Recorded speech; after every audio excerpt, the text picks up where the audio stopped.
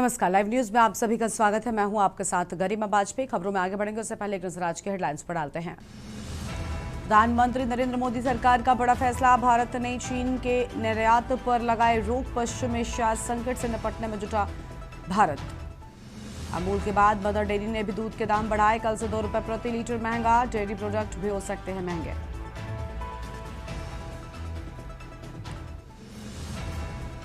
विदेश से सोना चांदी मंगाना होगा महंगा, सरकार ने कस्टम ड्यूटी बढ़ाई, आयात शुल्क 6% से बढ़ाकर 15% किया।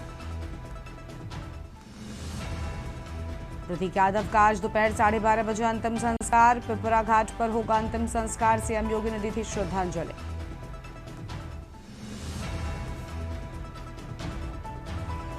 यूसीसी पर असम सरकार का बड़ा फैसला, यूनिफॉर्म सिविल कोड को लागू करने को दी मंजूरी, 26 मई को सदन में पेश होगा विधेयक। देहरादून में नर्सिंग कैंडिडेट्स का आंदोलन खत्म, 50 से अधिक घंटे चला प्रदर्शन हुआ स्थगित, सरकार के आश्वासन के बाद टंकी से उतरे प्रदर्शनकारी। आप देख रहे हैं के न्यूज, खबरों का सारथी। रुक करेंगे खबरों की ओर। लखनऊ से खबर है, प्रतीक यादव का अंतिम दर्शन के लिए लगातार पहुंच रहे हैं लोग और भाजपा सपा के नेता प्रतीक यादव के कर रहे हैं अंतिम दर्शन। प्रतीक यादव का बैकुंठ धाम में अंतिम संस्कार, उप मुख्यमंत्री केशव प्रसाद मौर्य, स्वामी अवधेशानंद प्रतीक यादव के अंतिम दर्शन के लिए पहुंचे।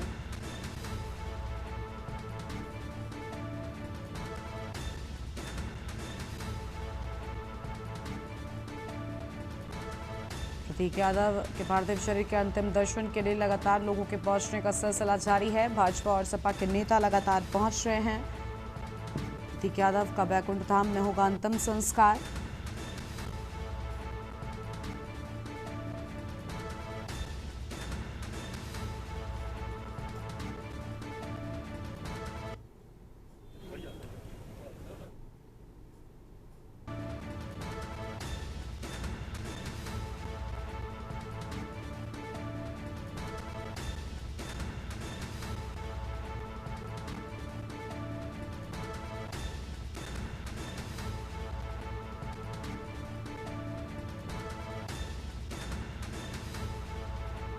बड़ी जानकारी आपको हम बता रहे हैं।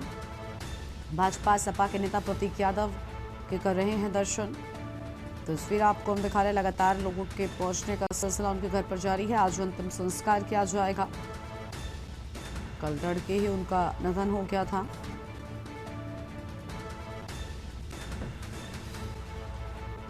लखनऊ से खबर, प्रतीक यादव के अंतिम दर्शन के लिए लगातार लोगों के पहुंचने का सिलसिला जारी है।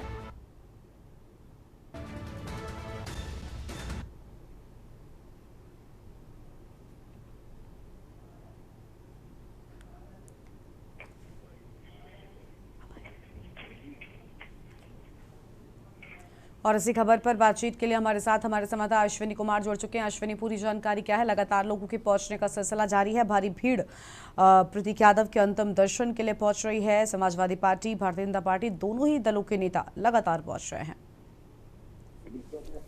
प्रतीक यादव जो है मृत्यु हो गई थी, उसके बाद लगातार देखा जा रहा है कि सरकार हो या विपक्ष सभी लोग उनके अंतिम दर्शन के लिए पहुंचे। तब देखा गया था कि अखिलेश यादव खुद पहुंचे, इसके अलावा उत्तर प्रदेश के मुख्यमंत्री योगी आदित्यनाथ पहुंचे थे। आज सुबह से भी ताका लगा हुआ उप मुख्यमंत्री वो पहुंचे थे। इसके अलावा अब सुरेश अश्विताल यादव पहुंचे हैं, विपल यादव पहुंचे हैं और अभी अखिलेश यादव भी पहुंचने वाले हैं। तो निश्चित तौर पर सबसे वो अपने निकलेगा, जिसको लेकर के तैयारी लगभग पूरी हो चुकी है। निश्चित तौर पर भारतीय जनता पार्टी और सभी पार्टी तमाम जो दोनों पार्टी उसके कार्यकर्ता नेता यहाँ पर लगातार पहुंचे, कई मंत्री पहुंचे हैं। तो निश्चित तौर पर कहीं ना कहीं चाह रहा है कि जो है अंतिम दर्शन किए जाए। शुक्रिया अश्विनी आपका हमारे साथ जुड़ने के लिए और अहम जानकारी के लिए। बड़ी खबर आपको हम बता दें, जहां पर डिप्टी सीएम केशव प्रसाद मौर्य, शिवपाल यादव भी पहुंचे हैं। लगातार लोगों के पहुंचने का सिलसिला जारी है।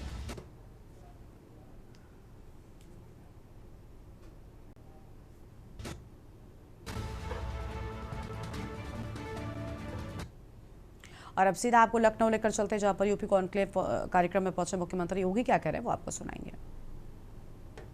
टूरिस्ट आया था गत वर्ष, ये लगातार चल रहा है। ये यूपी की नई ताकत है। एम्प्लॉयमेंट इससे भी जनरेट होते हैं। ये सर्विस सेक्टर को प्रमोट करता है। होटल, रेस्टोरेंट, स्थानीय दुकानदार, टैक्सी और स्थानीय संभावनाओं को बहुत मजबूती देता है। ये सभी संभावनाओं को जब एक साथ काम करना प्रारंभ किया गया तो परिणाम हमारे सामने है। परिणाम आए हैं। आज आप देख सकते हैं यूपी को कोई बीमारू राज्य नहीं कह सकता।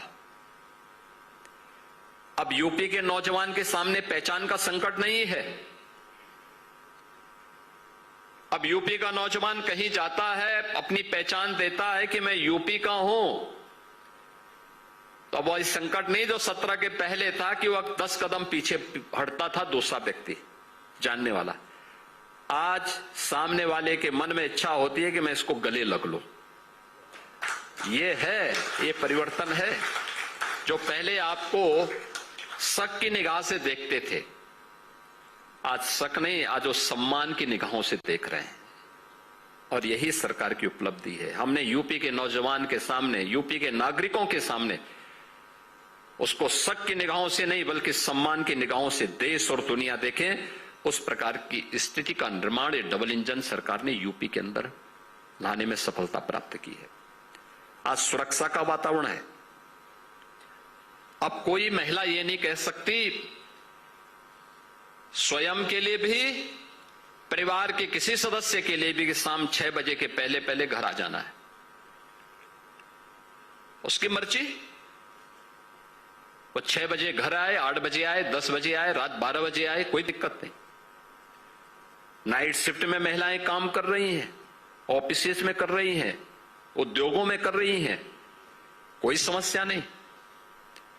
सुरक्षा का कोई संकट नहीं। बेटियां स्कूल जा रही हैं, कोई समस्या नहीं। सरकार की जिम्मेदारी भी बनती है कि सरकार इस प्रकार का वातावरण बनाए। परिणाम इसी से आते हैं। हर व्यक्ति आज यूपी में आना चाहता है, अपना निवेश करना चाहता है। सामने वाले के मन में भी रहता है कि मैं कितना निवेश कर दूं। हर एक सेक्टर में जो कार्य किए गए उसी का परिणाम है कि यूपी ने अपने पर कैपिटा इनकम को बढ़ाने में सफलता प्राप्त की। 3 गुना हमारी पर कैपिटा इनकम हुई है। 17 में यह 43,000 रुपए थी, आज ये बढ़कर के 1,20,000 से अधिक हो चुकी है यूपी की पर कैपिटा इनकम। यूपी का जो वार्षिक बजट था, मैंने कहा ना 2.5 लाख के आसपास था, आज हम इसको 9,12,000 का तो हमने बजट ही प्रस्तुत किया है। अभी सप्लीमेंट्री भी आएगा।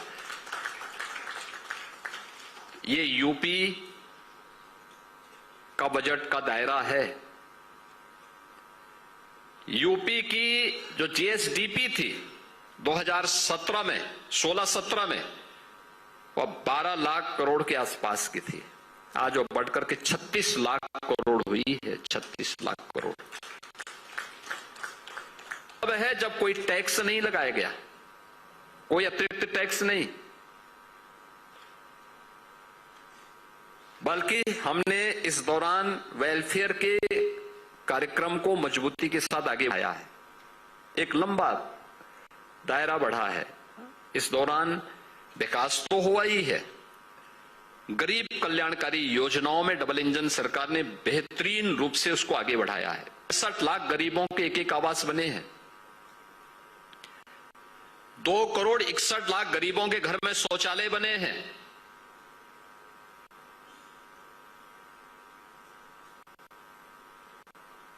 पंद्रह करोड़ गरीबों को फ्री में राशन की सुविधा का लाभ हर महीने मिल रहा है। 10 करोड़ गरीबों के लिए आयुष्मान भारत की सुविधा हम लोग को उपलब्ध करा रहे हैं। 5 लाख रुपए सालाना उसकी सुविधा उपलब्ध करवा रहे हैं।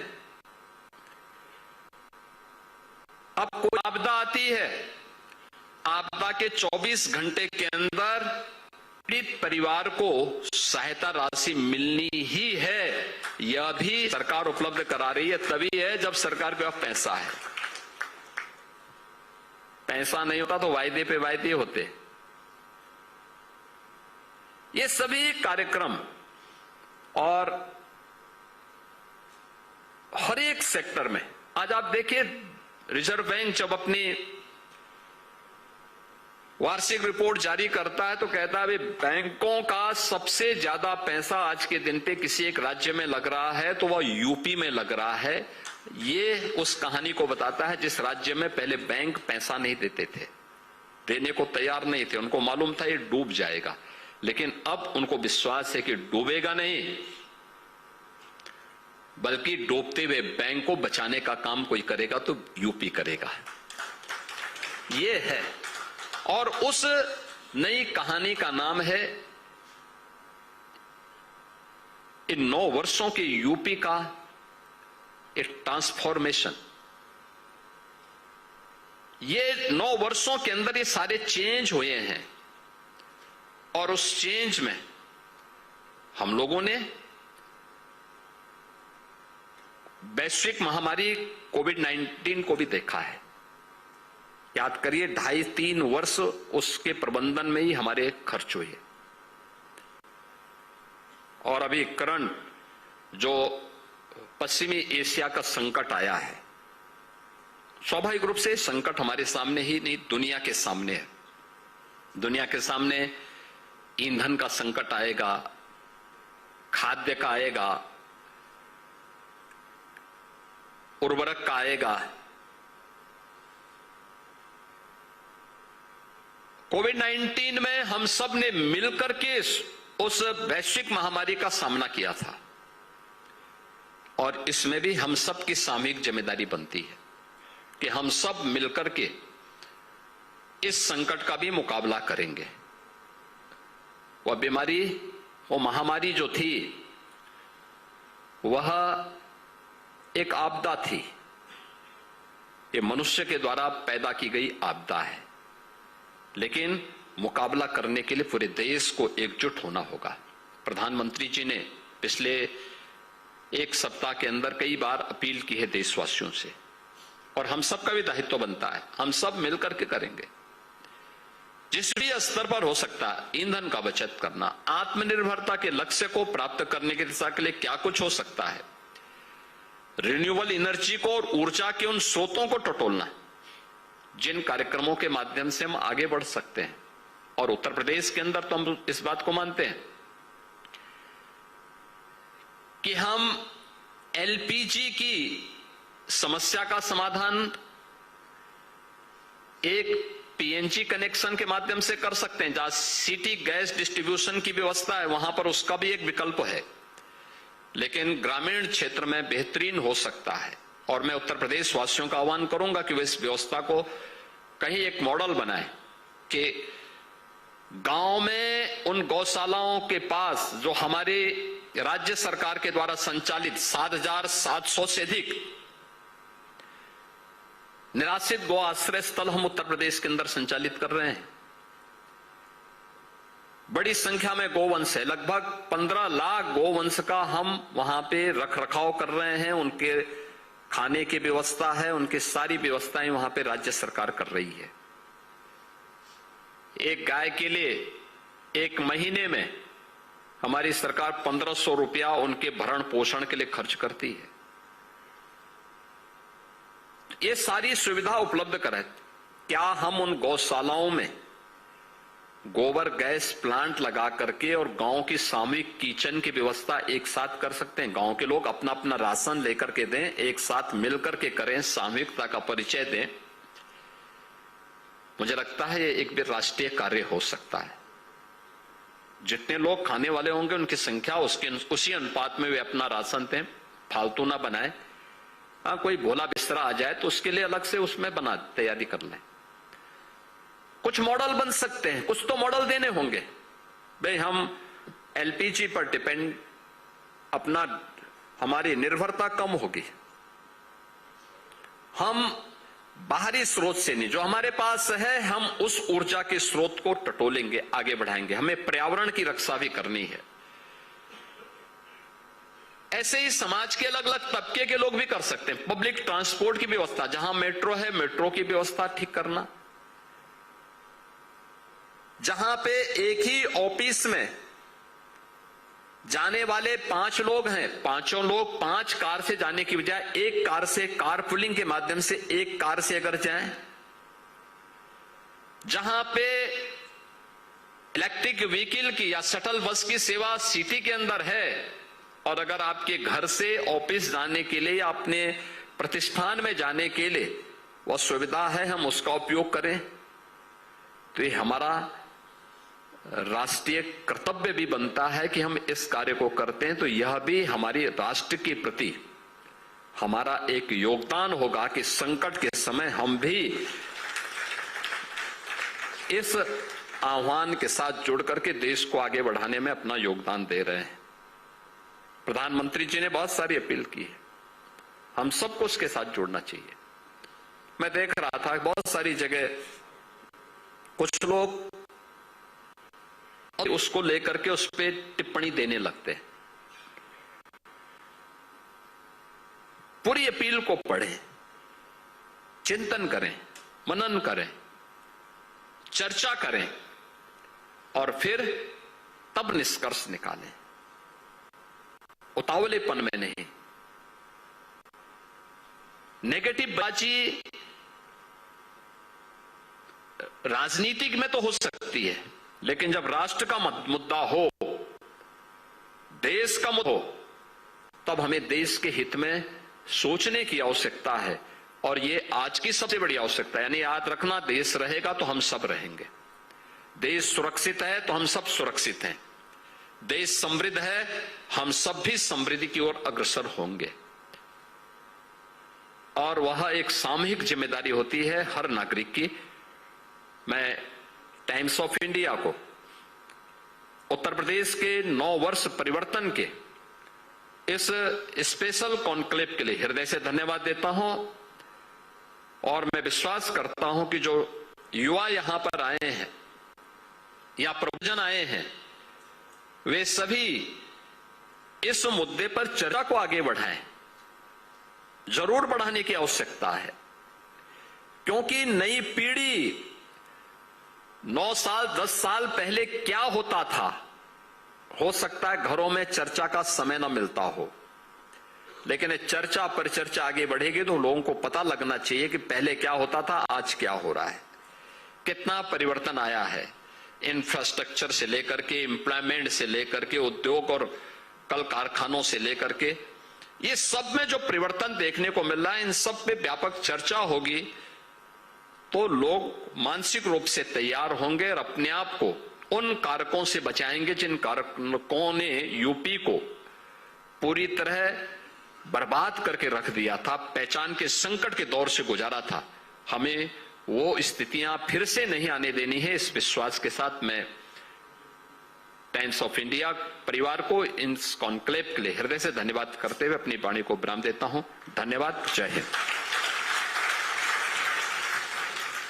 बहुत बहुत धन्यवाद माननीय। वाकई में जब इतिहास के पन्नों पर उत्तर प्रदेश के विकास की गाथा लिखी जाएगी तो ये 9 वर्ष turning point of Uttar Pradesh कहलाएंगे। और मुख्यमंत्री योगी आदित्यनाथ को जिनकी ओर से हम बातें उत्तर प्रदेश को लेकर कही गई, उन्होंने कहा जीरो टॉलरेंस पर सरकार पूरी तरीके से अडिग है। और ट्रांसफॉर्मिंग यूपी कॉन्क्लेव में पहुंचे मुख्यमंत्री, हर सेक्टर में विकास हो रहा है, सीएम की ओर से यहाँ पर बड़ी बातें कही और भारत के विकास की बात कही। सभी 57 जिलों में हो रहा है विकास, सीएम ने बड़ी बातें अपने संबोधन के दौरान कही हैं।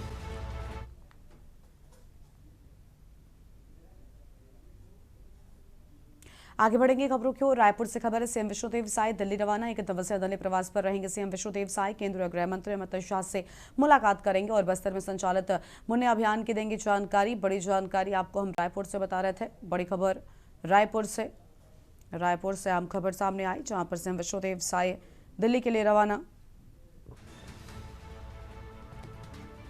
1 दिवसीय दिल्ली प्रवास पर रहेंगे सीएम साय। बड़ी जानकारी आपको हम बता रहे हैं।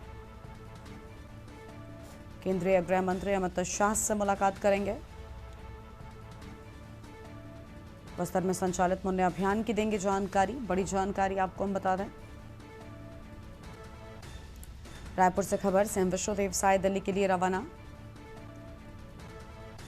1 दिवसीय दिल्ली प्रवास पर रहेंगे सीएम विष्णुदेव साय।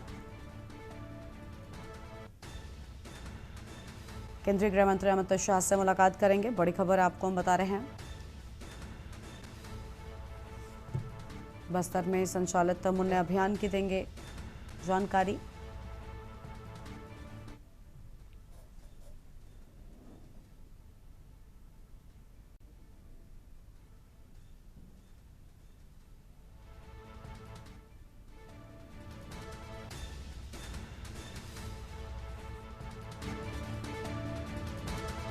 बड़ी खबर आपको हम बता दें। रायपुर से खबर, सीएम विष्णुदेव साय दिल्ली के लिए रवाना।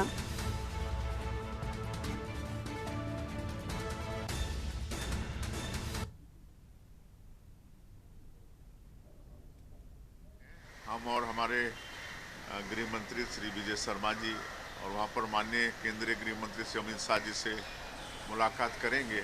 और अभी जो बस्तर में मुख्यमंत्री स्वस्थ बस्तर अभियान चला रहे हैं, वहाँ लोगों का स्वास्थ्य परीक्षण हो रहा है, इलाज भी करा रहे हैं। और एक अग्रणी बस्तर मुन्ने कार्यक्रम चला रहे हैं, जिसमें लोगों के राशन कार्ड, आयुष्मान कार्ड और जो भी उनके मतलब कार्ड वगैरह नहीं बने हैं वो सब बना रहे हैं, वो सबकी जानकारी देंगे। और यहाँ पर रुकेंगे एक छोटे से ब्रेक के लिए, चल लौटेंगे।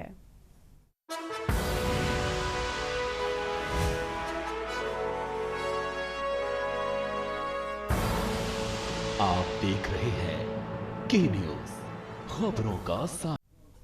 ब्रेक के बाद आप सभी का स्वागत है। सूरजपुर से खबर, सड़क हादसे में महिला की मौत की बात सामने आई है। कुछ ग्रामीणों ने किया विरोध प्रदर्शन। प्रदर्शनकारियों ने पीड़ित परिवार को मुआवजा मांगा।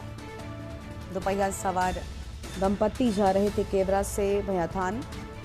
अनियंत्रित होकर गिरा दंपत्ति का दोपहिया वाहन, सड़क पर गिरी महिला को हाईवे ने कुचला।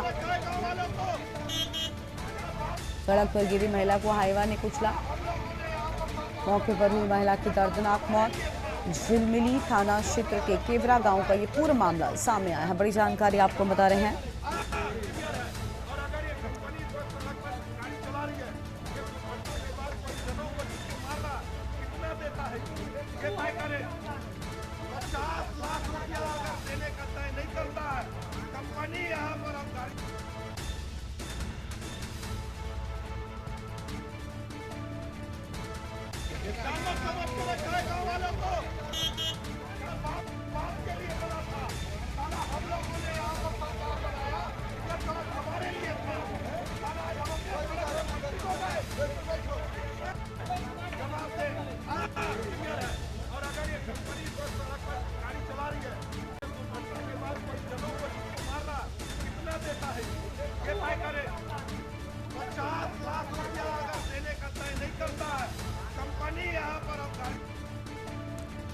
सड़क पर गिरी महिला को हाईवा ने कुचला। बड़ी जानकारी आपको हम बता रहे हैं।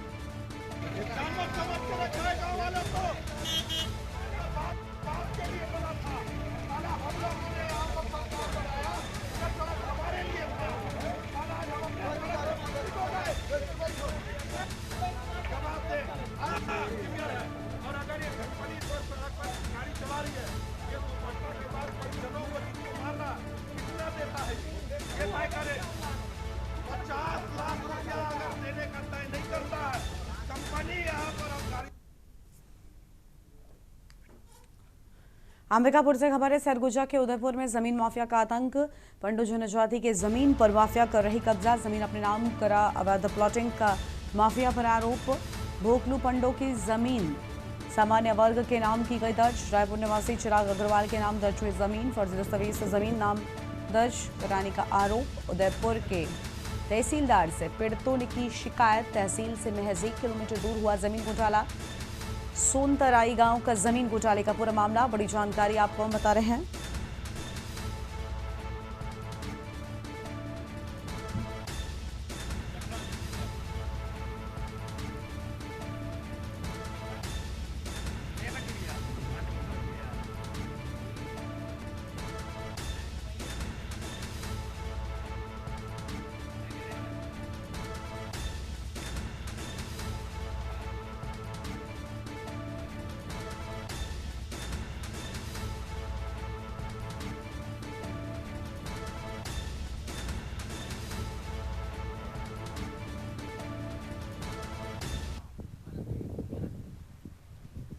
भोगलो राम पंडो हमारे दादाजी थे, जिनके नाम को रायपुर के चिराग अग्रवाल नाम पर फर्जी तरीके से अपने रजिस्ट्रेशन करवा लिया है।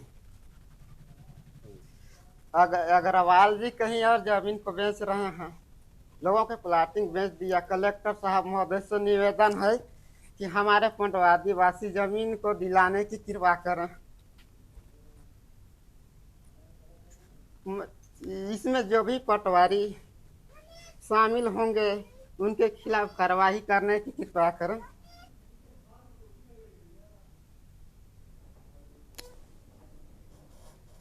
अंबिकापुर से खबर है, सरगुजा के उदयपुर में जमीन माफिया का आतंक। पंडो जनजाति की जमीन पर माफिया कर रहे कब्जा, जमीन अपने नाम करावा। द प्लॉटिंग माफिया पर आरोप। बोगलू पंडो की जमीन सामान्य वर्ग के नाम दर्ज की गई। रायपुर निवासी चिराग अग्रवाल के नाम दर्ज हुई जमीन। फर्जी दस्तावेज से जमीन नाम दर्ज कराने का आरोप। उदयपुर के तहसीलदार से पीड़ितों ने की शिकायत। तहसील से महज 1 किलोमीटर दूर हुआ जमीन घोटाला। बड़ी जानकारी आपको हम बता रहे हैं।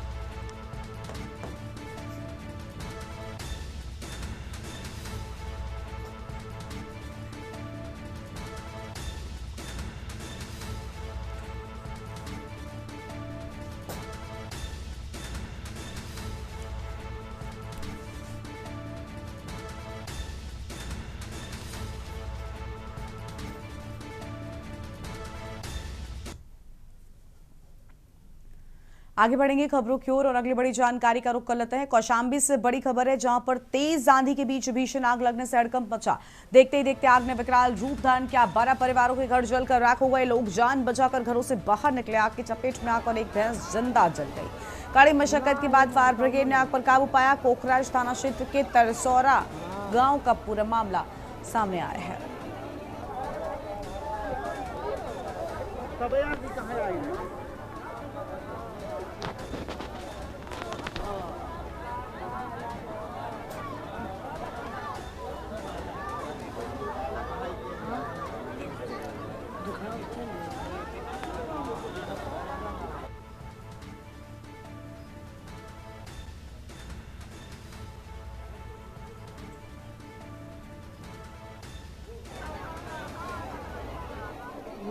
नहीं कौनो नहीं।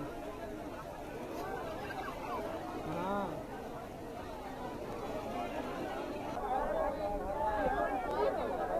तब यार भी कहाँ आई है।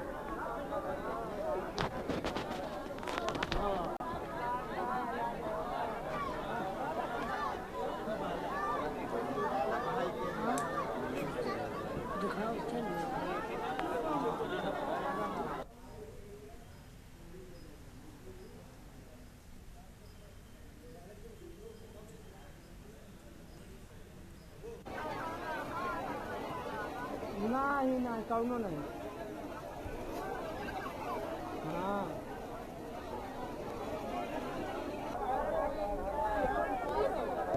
तब यार भी कहाँ आई है।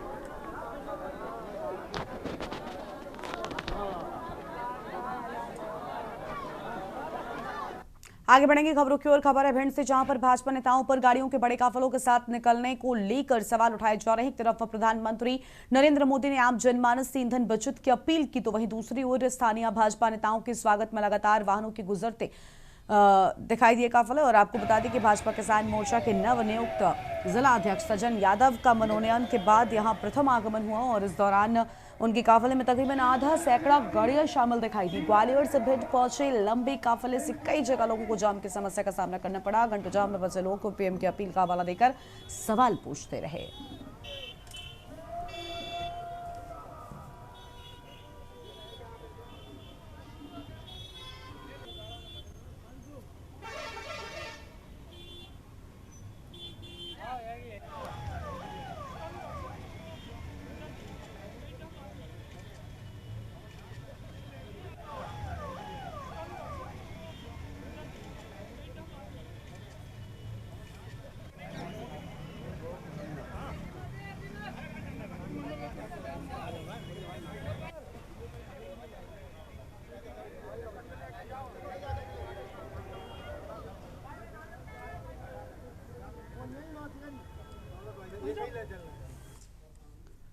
अगली खबर कौशाम्बी से, जहां पर भाजपा विधायक विनोद चमोली, माफ कीजिएगा, कौशाम्बी से बड़ी खबर सामने आ रही। कौशाम्बी का खबर का रुख करेंगे।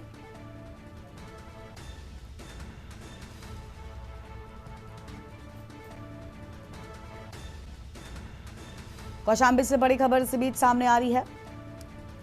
लोग जान बचाकर घरों से बाहर निकले।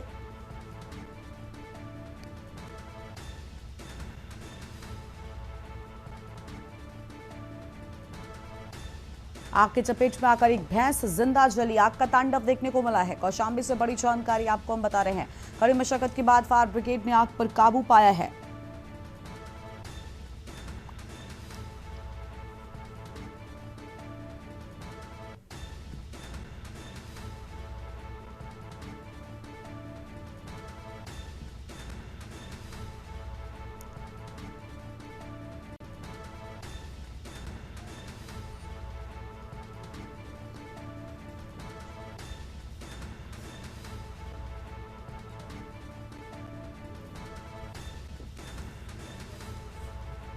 बड़ी खबर आपको हम बता रहे हैं। लोग जान बचाकर घरों से बाहर निकले।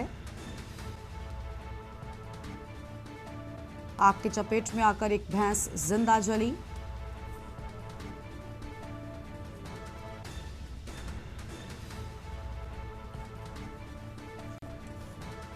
कुखराज थाना क्षेत्र के तरसौरा गांव का पूरा मामला सामने आया है। बड़ी जानकारी आपको हम बता दें। कौशाम्बी से खबर, तेज आंधी के बीच भीषण आग लगने से हड़कंप मचा।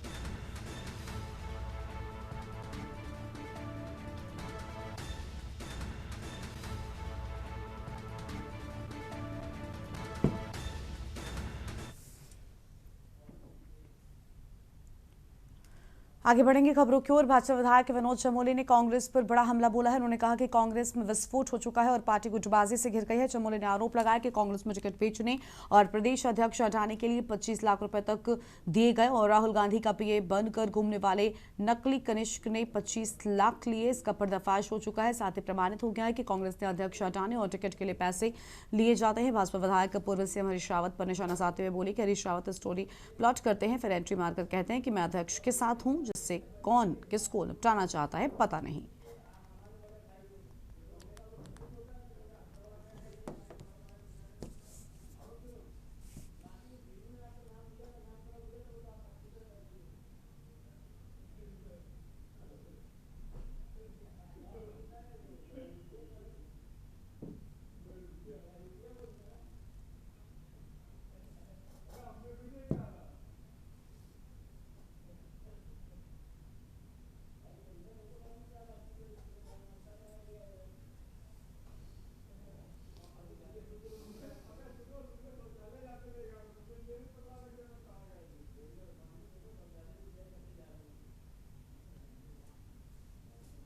देखिए, कांग्रेस का तो विस्फोट हो ही चुका है।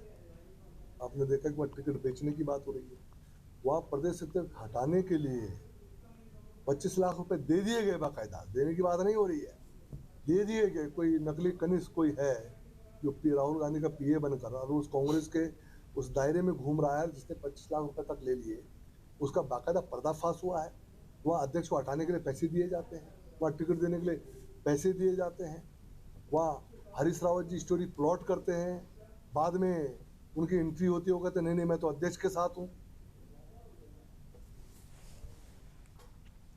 पश्चिम एशिया में तनाव और ईरान अमेरिका के बीच संभावित युद्ध के असर को देखते हुए प्रधानमंत्री मोदी ने देशवासियों से गैस व ईंधन को उपयोगिता के हिसाब से इस्तेमाल करने की अपील की है। कच्चे तेल की कीमतें बढ़ने और सप्लाई प्रभावित होने की आशंका के बीच प्रधानमंत्री ने वर्क फ्रॉम होम, सार्वजनिक परिवहन और कार पुलिंग अपनाने को कहा। तो वहीं प्रधानमंत्री मोदी की अपील का असर अब प्रदेश में भी दिखने लगा है। कई भाजपा नेता अपने 4 पहिया वाहनों को छोड़कर 2 पहिया व इलेक्ट्रॉनिक गाड़ियों का इस्तेमाल करते नजर आ रहे हैं। नेताओं का कहना है इस संकट की घड़ी में सभी को प्रधानमंत्री की बातों का ध्यान रखते हुए एकजुट होकर काम करना चाहिए।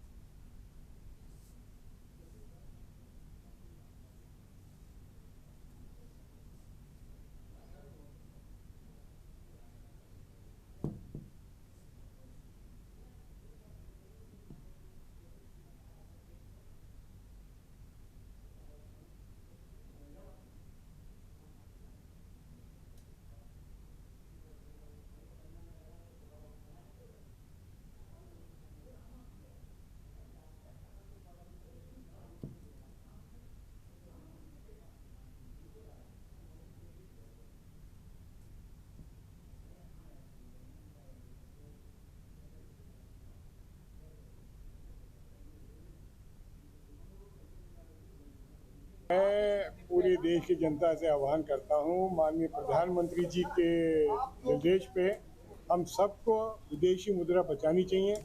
जितना से कम खर्चा करें। अगर पूरे देश में 25% भी मुद्रा बचा पाए तो बहुत देश का हित होगा, और देश के हित में हम सबको ये चीज़ अनुसरण करना चाहिए। बिल्कुल हमारे यशस्वी प्रधानमंत्री जी द्वारा विश्व की स्थिति को देखते हुए, विश्व के संकट को देखते हुए जिस प्रकार से भारत को इस संकट से बचाना है, चाहे वो किसी भी प्रकार का संकट हो, आर्थिक संकट हो, चाहे हमें विदेशी मुद्रा की हम बात करें, उसको हम अपने भारत में रोकने के लिए ये सब भावनाओं को ओतप्रोत होते हुए और उनकी बातों को आम जनता के मन की बात समझते हुए मैंने भी एक इलेक्ट्रिक स्कूटर खरीद दिया है। और मेरा प्रयास है कि आने वाले समय में हफ्ते में कम से कम मैं 3, 4 या 5 दिन डीजल का कम प्रयोग करूंगा, गाड़ी का 4 व्हीलर का कम प्रयोग करूंगा। आगे बढ़ेंगे खबरों की ओर। भारतीय जनता पार्टी समय समय पर कार्य कर रहे कार्यकर्ताओं के कार्यों का सर्वे कराती है। इसी क्रम में जानकारी देते हुए भाजपा प्रदेश प्रवक्ता नवीन ठाकुर ने कहा, पार्टी में समय समय पर कार्यकर्ताओं और नेताओं का सर्वेक्षण व आंकलन होता है। ये बड़ा फैसला प्रदेश और केंद्रीय नेतृत्व लेता है। उन्होंने कहा कि भारतीय जनता पार्टी में जिस प्रकार कार्यकर्ताओं का मूल्यांकन होता है, उसी प्रकार सभी विधायकों के कार्य का भी आंकलन होता है। और अगर किसी विधानसभा क्षेत्र में विधायक के कार्य में कोई कमी पाई जाती है तो संगठन लगातार उनकी परफॉर्मेंस चेक करता है। ठाकुर ने कहा कि ऐसे विधायकों का प्रशिक्षण भी कराया जाता है और संगठन उन्हें दिशा निर्देश भी देता है, जिसका उद्देश्य है कि जनता से किए गए वादे पूरे हों। उन्होंने कहा कि सरकार के साथ साथ संगठन भी विधायकों पर लगातार दबाव बनाए रखता है ताकि जनता के काम प्राथमिकता से हों।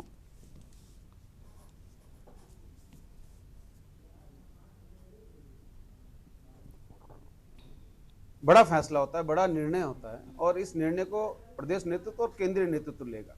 हाँ, ये तय है कि भारतीय जनता पार्टी में जिस प्रकार कार्यकर्ताओं का मूल्यांकन होता है, आंकलन होता है, उसी प्रकार हमारे विधायकों के कार्य का भी आंकलन होता है। और कहीं किसी विधानसभा क्षेत्र में किसी विधायक के कार्य में कोई स्थिरता पाई जाती है तो संगठन लगातार जो है उन विधायकों की परफॉर्मेंस भी चेक करता है, उन विधायकों का जो है प्रशिक्षण भी होता है और उनको जो है दिशा निर्देश भी देने का काम संगठन करता है, ताकि जिस जनता ने उनको चुना है उस जनता के सारे काम जो है वो विधायक जो वादे उन्होंने किए हैं उनको पूरा करें। ये दबाव सरकार के साथ साथ संगठन भी अपने विधायकों पर लगातार बना के रखे। दिल्ली से खबर है, गैंगरेप के आरोपी को गिरफ्तार किए जाने की बात सामने आई है। आरोपियों ने बस में किया था गैंगरेप। नांगलोई इलाके में हुई थी गैंगरेप की वारदात। गिरफ्तार आरोपियों से पुलिस कर रही है पूछताछ। बड़ी जानकारी दिल्ली से आपको हम बता रहे हैं। दिल्ली से बड़ी खबर, जहां पर गैंगरेप के आरोपी गिरफ्तार। बड़ी खबर आपको हम बता दें।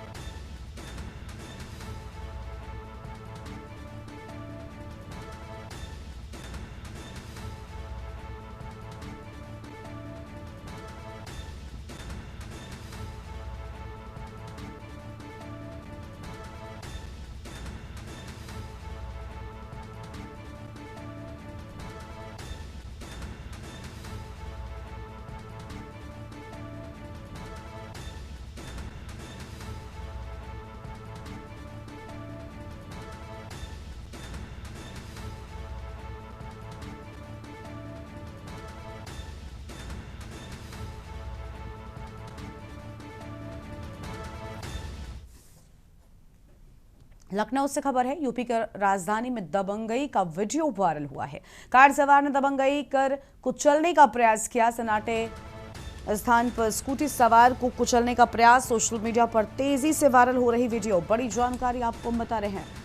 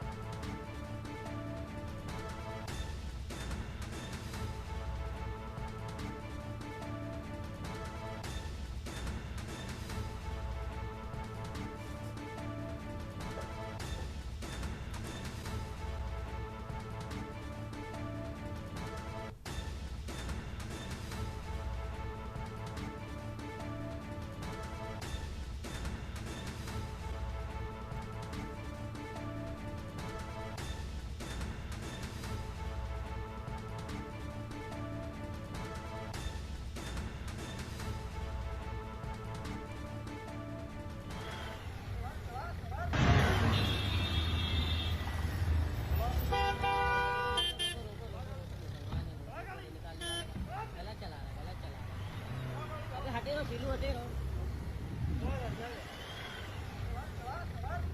ले लो ऑटो भैया, ऑटो ऑटो है, ऑटो का नंबर ले ले, नीलू बैग रखो तुम।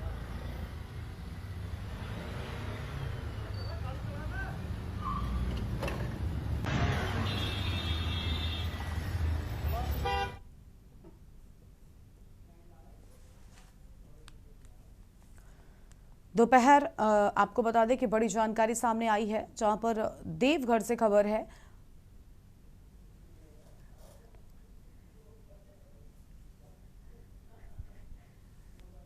बिहार सरकार के पर्यटन मंत्री बीजेपी नेता केदार प्रसाद गुप्ता ने सपरिवार यहां पहुंचकर बाबा बैद्यनाथ का विधि विधान के साथ पूजा अर्चना किया है और मंदिर पहुंचने पर तीर्थ पुरोहितों के द्वारा उनका स्वागत किया गया। बाद में मीडिया से बातचीत करते हुए मंत्री ने बताया कि बैद्यनाथ से राज्य एवं देश की सुख समृद्धि और शांति की कामना की है। उन्होंने कहा कि बिहार में सम्राट चौधरी के नेतृत्व में भव्य माता सीता मंदिर का निर्माण कराया जा रहा है। देखिए, बिहार में माननीय यशस्वी मुख्यमंत्री सम्राट चौधरी जी के नेतृत्व में नया मंत्रिमंडल का गठन हुआ है। मैं यशस्वी प्रधानमंत्री नरेंद्र मोदी और यशस्वी मुख्यमंत्री के आशीर्वाद और बाबा बैद्यनाथ के आशीर्वाद से पर्यटन विभाग मुझे मिला है। और अब सीधा आपको देहरादून लेकर चलते हैं। सीएम पुष्कर सिंह धामी क्या कुछ कह रहे हैं वो आपको सुनाएंगे। आपके माता पिता ने काम किया, आपके गुरुजनों ने काम किया, सरकार ने भी काम किया, या जिस इंस्टीट्यूशन में आपने काम किया है उन्होंने भी आपको बहुत मेहनत से पढ़ाया लिखाया है और इसके बाद ये सेवा मिली है। तो इस सेवा को उतारना भी है। से कहते हैं मातृ ऋण, पितृ ऋण, देव ऋण, ऋषि ऋण, धरा ऋण, ये सब पूरे करने हैं। और ये पहले दिन से जब हमारे मन में होगा कि हमने संकल्प लिया है, उसी प्रकार से हमारे उद्यान विभाग के लोग हैं।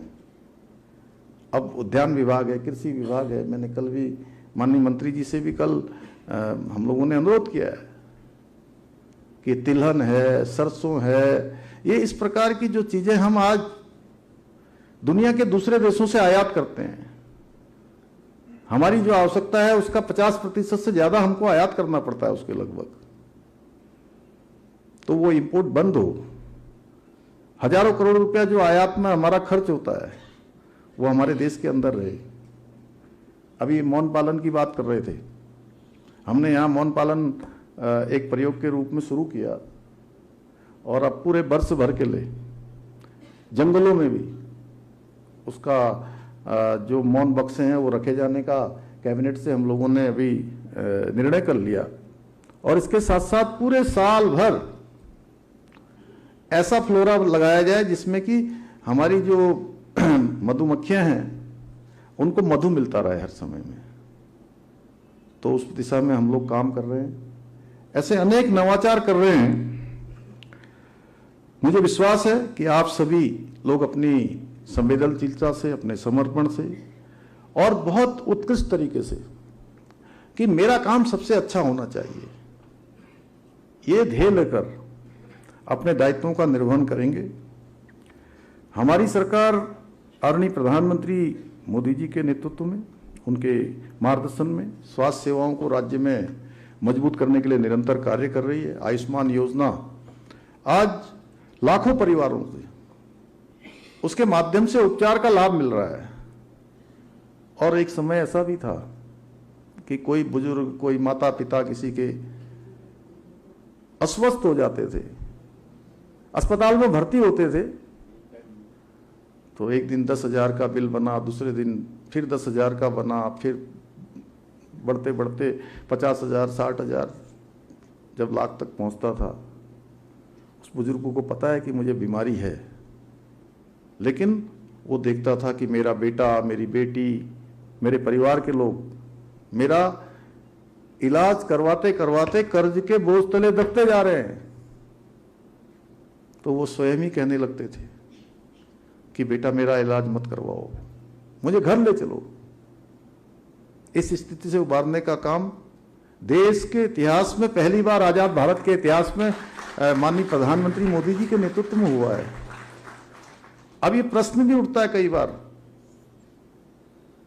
कि आजादी के 70 सालों तक क्या इस प्रकार की कोई योजना नहीं आ सकती थी देश के अंदर? आ सकती थी, लेकिन कभी उस दिशा में ध्यान नहीं गया कि समाज के अंतिम छोर में खड़ा हुआ व्यक्ति कैसे उसको भी इलाज की गारंटी मिले, उसको सुरक्षा मिले। ये काम भी किसी ने नहीं किया। आज प्रधानमंत्री जी के नेतृत्व में हमारे राज्य के अंदर 62 लाख से अधिक आयुष्मान कार्ड अभी तक बांटे जा चुके हैं। लगभग 12 लाख मरीजों का 2200 करोड़ रुपए से अधिक का कैशलेस उपचार हुआ है। आप सोच लीजिए, एक बड़ी राशि है। अब राज्य के प्रत्येक जिले में हम स्वास्थ्य सुविधाओं का विस्तार कर रहे हैं। मेडिकल कॉलेजों का निर्माण किया जा रहा है। 5 मेडिकल कॉलेजों का संचालन शुरू हो चुका है। 2 निर्माणाधीन है, वो भी जल्दी ही शुरू हो जाएंगे। वर्तमान में 9 नर्सिंग कॉलेज, 3 नर्सिंग स्कूल भी संचालित किए जा रहे हैं। इसके अतिरिक्त एक और जहां हल्द्वानी, देहरादून, श्रीनगर मेडिकल कॉलेजों में सुपर स्पेशलिटी सुविधाएं उपलब्ध कराई जा रही हैं।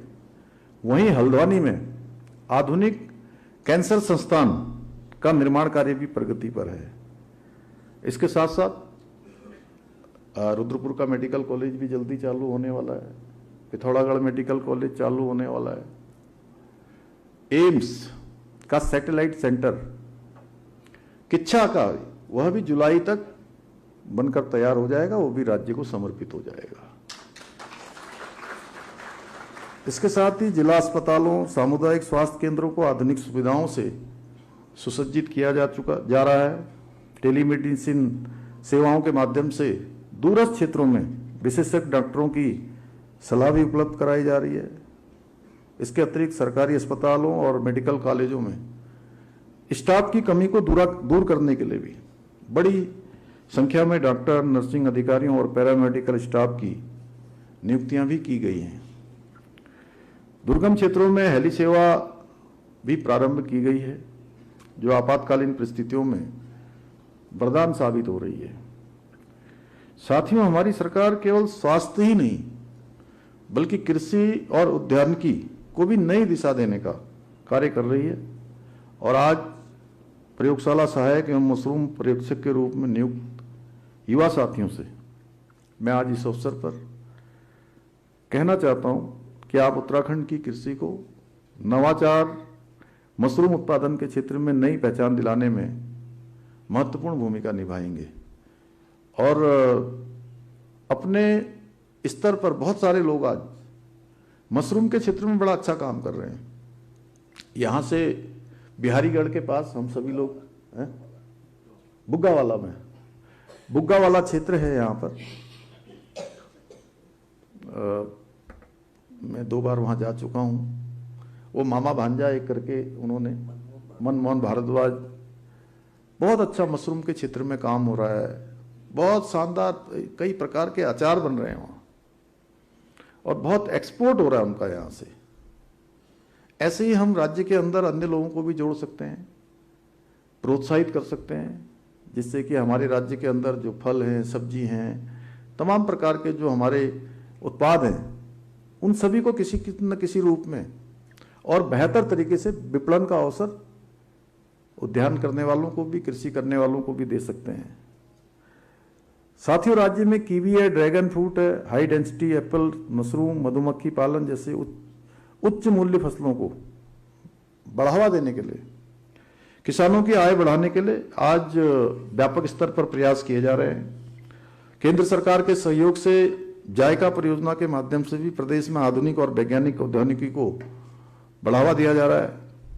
इतना ही नहीं, अभी हमारा एक प्रतिनिधि मंडल श्री गणेश जोशी जी के नेतृत्व में चाय, जिन राज्यों में चाय का उत्पादन अच्छा होता है उसका अध्ययन करने के लिए एक प्रतिनिधि मंडल भी गया था। और हमारे यहाँ भी चाय बागान धौलादेवी, मुंशियारी, बेताल घाट को जैविक चाय बागान के रूप में परिवर्तित करने की दिशा में भी कार्य कर रहे हैं। मुझे पूरा विश्वास है आप सभी आज प्रयोगशाला सहायक मशरूम पर्यवेक्षक किसानों की समस्याओं को दूर करने आने वाले समय में बहुत महत्वपूर्ण भूमिका निभाएंगे। साथियों, सरकारी नौकरी केवल व्यक्ति का रोजगार नहीं है, बल्कि पूरे परिवार के सपनों की नींव होती है। और एक व्यक्ति सेवा करता है, नौकरी करता है, उस पर पूरा परिवार चलता है। धीरे धीरे पूरा समाज भी उनसे अपेक्षा रखता है। तो आपको ये सोच के अपने सेवा को देना है। और एक समय ऐसा भी था जब आप लोगों को पता होगा कि इसी हॉल में ये मुझे लगता है कि मैं नहीं, आप लोग भी सैकड़ों कार्यक्रमों में शामिल हो चुके होंगे, ऐसे नियुक्ति पत्र वितरण के कार्यक्रम। और वो सुबोध भाई जो आज आपने आंकड़ा बताया 28,000 का, वो तो 4 महीने पहले का है। अब उसमें लगभग 4,000 से भी ज़्यादा लोग जुड़ गए, 32,000 का आंकड़ा ही पार हो गया है। और ये आज जो आप ये लगभग कितने हैं आज सब मिला के? नहीं, आपका और उद्यान दोनों का मिला के तो 300 से ज़्यादा का आंकड़ा आज उसमें 32,000 में जुड़ गया है। तो ये लगातार बढ़ता जा रहा है। और एक समय था कि ऐसे ये भी हम लोगों ने नवाचार किया है कि हर कार्यक्रम में किसी भी विभाग की नियुक्ति पत्र वितरण के कार्यक्रम होंगे तो उसमें मैं स्वयं। तो नियुक्ति पत्र वितरण कार्यक्रम में पहुंचे मुख्यमंत्री पुष्कर सिंह धामी को आप सुन रहे थे और जिनकी ओर से अहम बातें कही गई हैं। देहरादून पहुंचे थे मुख्यमंत्री पुष्कर सिंह धामी। लाइव न्यूज में फिलहाल इतना ही। तमाम बड़ी खबरों के लिए आप देखते रहिए न्यूज़ इंडिया। नमस्कार।